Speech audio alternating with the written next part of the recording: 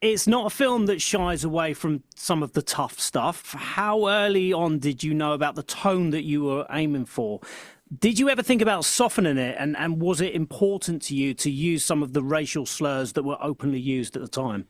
Well, no, it was very important to me to be authentic and authentic in that sense. Racism hasn't been stamped out. There are people who are trying to make it, bring it back in harsh ways. We have a lot of, negative agents out there who are trying to turn us back to the dark days. But what you have to see when you're looking at something through the lens of a period piece, you can see how bad things were.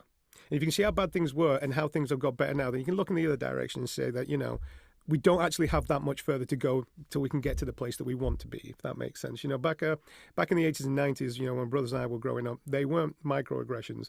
This was, bloody fighting in the streets, in the playground. It was, bricks through the walls of people that didn't have white skin, the windows, should I say, of people who didn't have white skin. It was graffiti all over the walls. It was, it was very in your face and it was very constant. And that's where things were. And